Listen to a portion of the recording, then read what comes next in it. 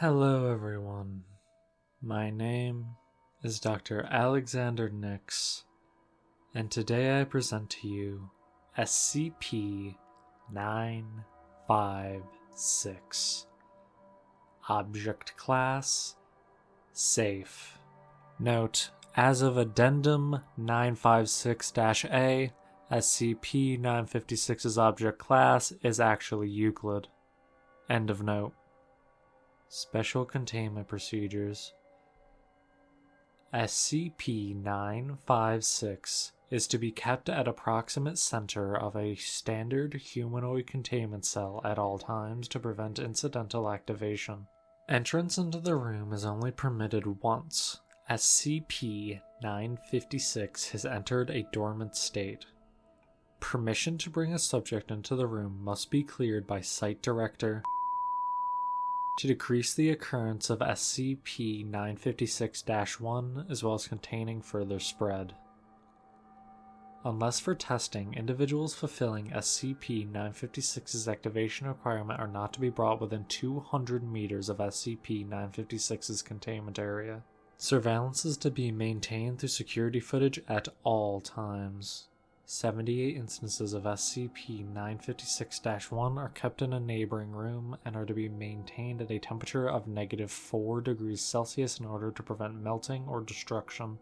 Any use of SCP-956-1 is to be authorized by Security Clearance 3 personnel and to be carried out in a room identical to SCP-956's containment chamber.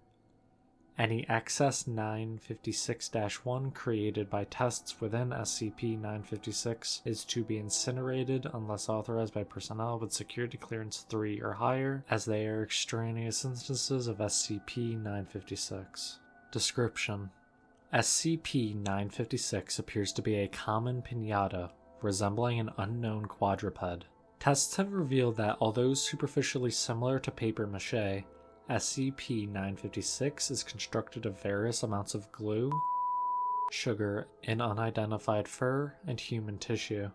SCP-956 has also been shown to be highly resistant to any sort of bludgeoning damage, with large amounts of crushing force showing no damage to its structural integrity. However, the use of gunfire as well as heat and flame have shown to be effective. By default, SCP-956 remains in a passive state. It shows no signs of locomotion or intelligence and displays no hostility. As long as item's activation requirement is not met, the item will remain in this state indefinitely. Note: this is no longer true as of Addendum 956-A. End of note. SCP-956 enters its active state when a human under the age of 12 years old enters within 5 meters of it. Approximately 7 to 28 seconds after entering the active zone, the child becomes unable to move, holding any stance they had at the time. The victim is incapable of speech or motion, although it remains alive, and rapidly moving eyes suggest that it remains conscious. SCP-956 moves toward the victim and bludgeons him or her until the torso ruptures. Upon breach, the victim's body discharges a large pile of unmarked candy ranging from 23 to 1,323 pieces. Instances of this candy are designated as SCP-956-1.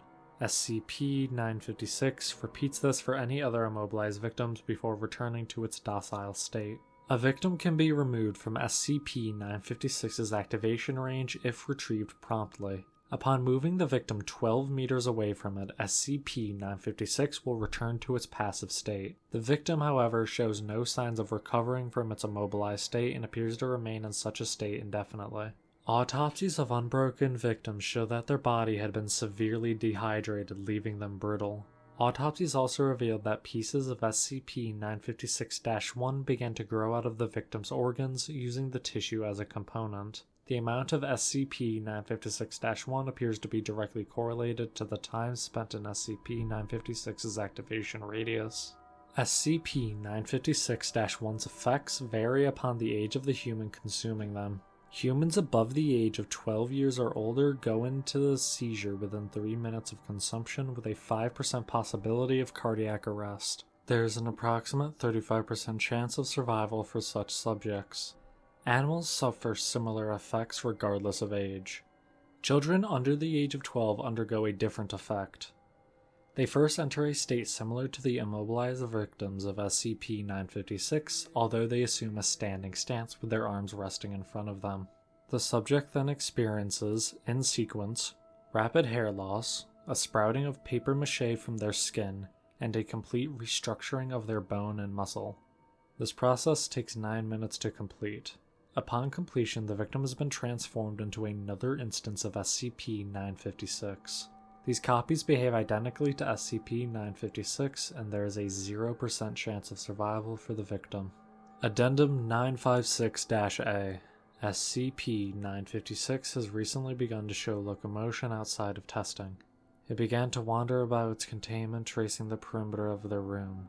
It did this for about an hour before stopping and staring at a spot on the wall. Review of footage shows that it faced this wall after deactivating during previous tests. Security personnel has confirmed that SCP-956 is facing directly toward an elementary school. This school is kilometers away. Reclassification of Euclid status requested.